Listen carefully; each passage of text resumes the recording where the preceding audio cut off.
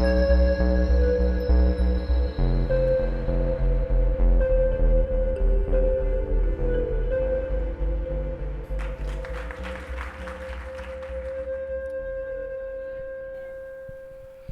state of Mississippi is a place that gives the world a lot of unexpected and perhaps surprising gifts. Take a look at this, a very familiar scene. At a glance, it's a scene of desolation. But, as all of you know, in just a short period of time, that stretch of Delta land will burst forth in an abundance that will not only be surprising, but will feed and clothe much of the world. Also, out of our not so proud past, from the dark swirls of racial unrest that we're all very familiar about, and Mississippi unfortunately has as a part of its history, who would have expected a literature to rise up out of this that would lift our souls and open our eyes? Who would expect leaders to emerge that would energize the nation's consciousness towards equity and justice? And only the wildest fantasy would have predicted that here in Mississippi, where we have arguably the worst health in the nation, the dawn and the pioneering of heart transplantation, lung transplantation, advances in HIV therapy for children, and advances in the fight against health disparities. On this very ground, where heart disease and stroke kill more people in greater numbers proportionally than in any other part of the country, new seeds of hope and discovery and insight are being planted right now. And the Jackson Heart Study is an important part of that new hope that's emerging out of Mississippi. Now, for many years, I led this great study with some great colleagues from 3 institutions here in the Jackson area. The important thing to know, though, is that the Jackson Heart Study, unlike some of these other discoveries, is not the fruit of the labor of some lonely genius in an ivory tower working late hours, but rather it is the collective decision of a community to say enough. Enough of the excess heart disease and death that we see here in Mississippi, particularly among African Americans. These are some of the faces of the people who are included in the Jackson Heart Study, and it is they who are planting these seeds. Now, a brief word about what is a cohort study. The Jackson Heart Study is called a longitudinal cohort study. Well, it's a very interesting approach to discovery.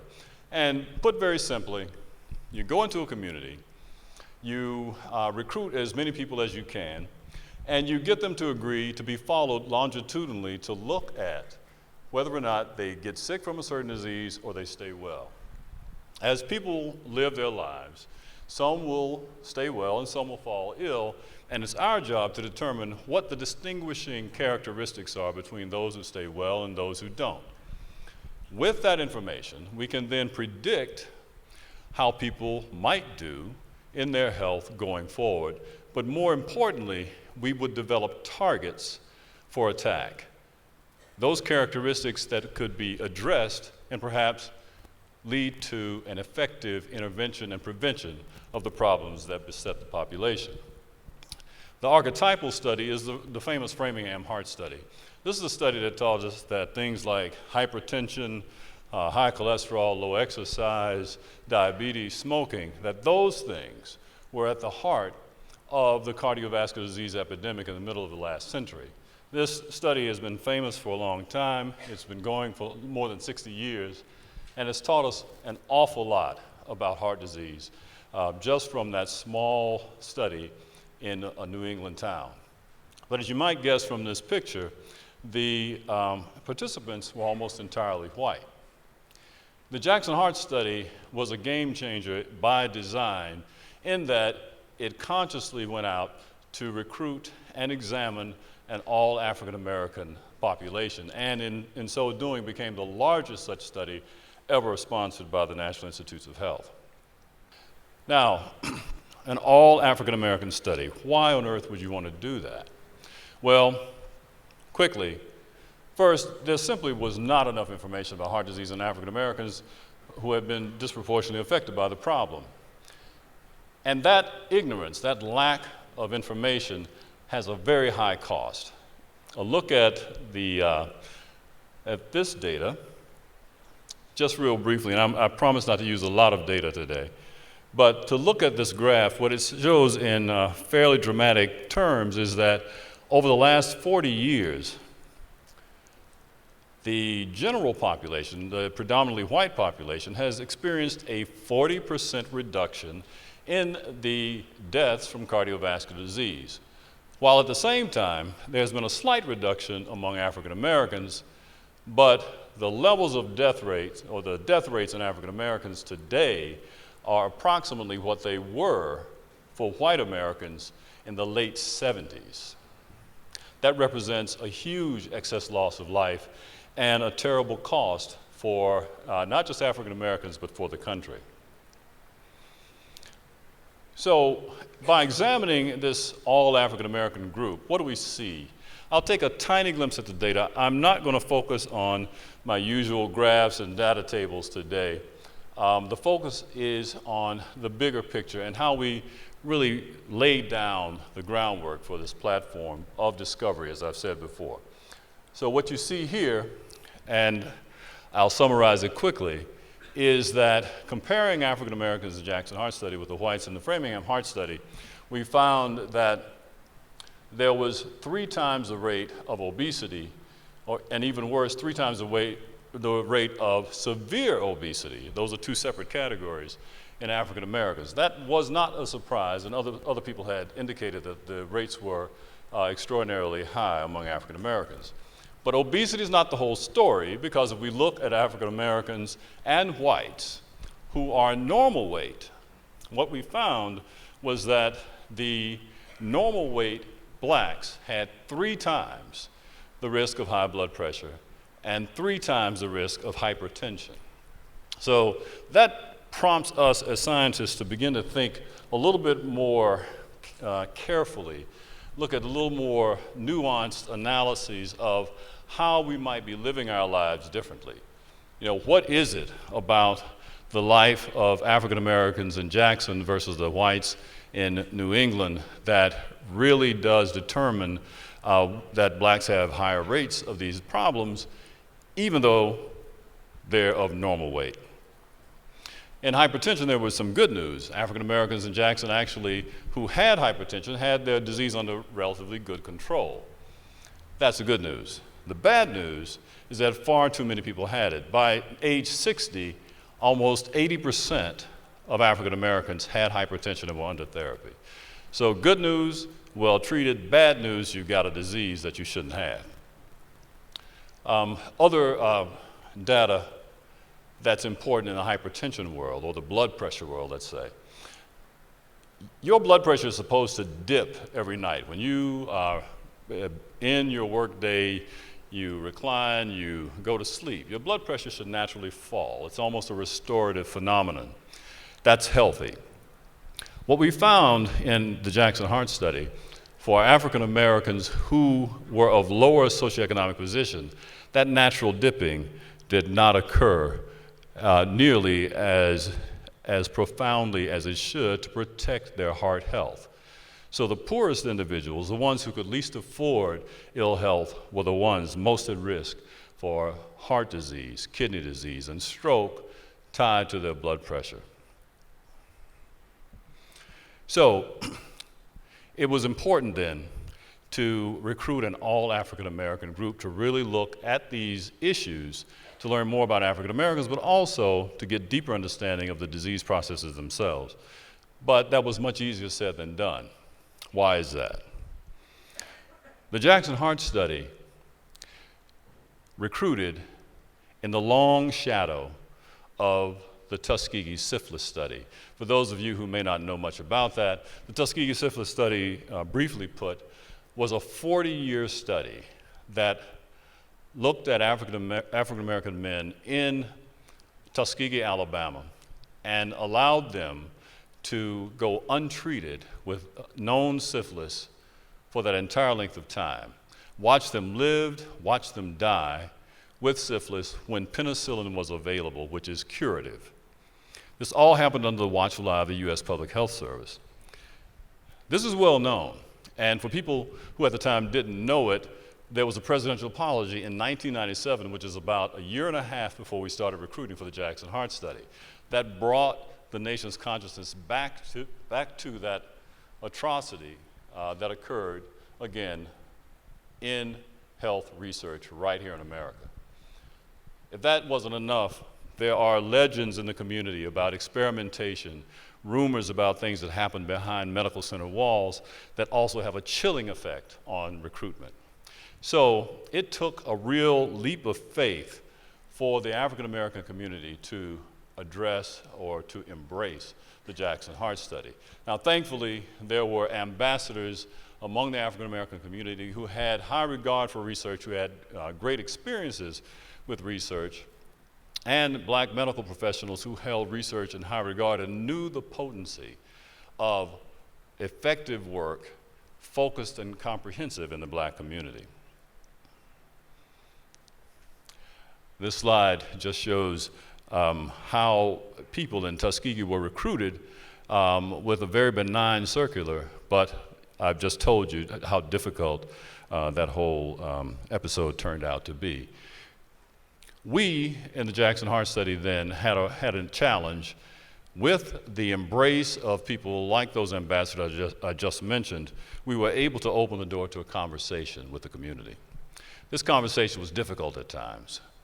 We had focus groups, of course, and we engaged on a regular basis, and we reached a commitment of mutual respect and transparency. And that manifested in several ways. First, people not only joined focus groups, they also joined key committees like publications committees, steering committee, and other things that actually ran the heart study. They weren't peripheral. They were in the mix with us. These individuals often made the scientists who don't do that type of work every day somewhat uncomfortable. There were uncomfortable moments. There were crucial conversations that had to be had. But in the end, something very amazing happened. The scientists and the citizens became equals. As a brief anecdote to illustrate that, I once gave a talk to the members of the study, about 200 people, about why the Jackson Heart Study needed to delve more deeply into the issue of genetics. And after I stepped down from the podium and walked out to the audience, one elderly woman, slightly bent, walked over to me and asked me to come over. And I, of course, complied. And she said, "Doc, I did not understand all that you just said. However, I trust you. Now, if you let me down, I will be on you like white on rice." Now, for those unfamiliar with that phrase, that was a threat. But it was a sweet sort of threat. It was clear and simple, direct, but it reflected an empowered participant who felt that she brought as much to the table as the people with all the degrees behind their names. Here's one of our satisfied members who, after being engaged for a while, gives very laudatory comments about his participation. So, perhaps, however, the most profound innovation of the Jackson Heart Study has to do with the fact that we engaged young people.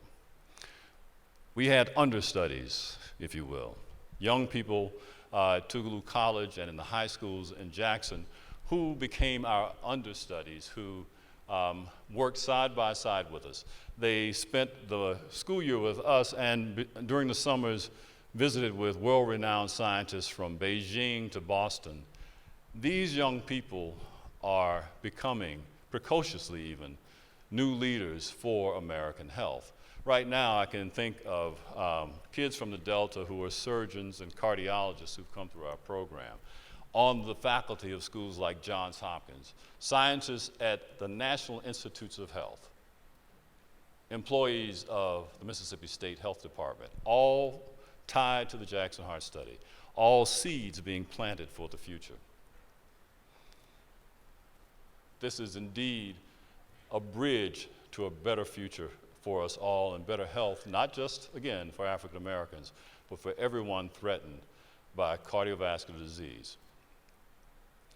These things remind me, and particularly thinking of these kids, it takes me personally back to a time when I was visiting home from college.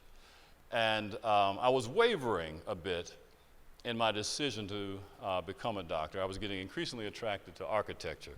Not sure why, it just seemed like a good idea. I was confused. I was sitting on my grandmother's porch, and my grandmother then said, well, she was rocking back and forth, thinking to herself, I thought. She stopped rocking just long enough to ask me a question. She says, Junior, that's me, I'm Junior. Junior, do you know what the first blessing is? I said, first blessing? No. What is that, Grandma? She said, health. Health is the first blessing. Then she went back rocking. She left me to think about that. She had seen people. She had seen potential sapped, potential and poverty taking over people because they couldn't pay medical bills. She'd seen people taken away too young. I thought about what she said. She had planted a seed. The people in the Jackson Heart Study have planted seeds with their time, their energy, even their young people.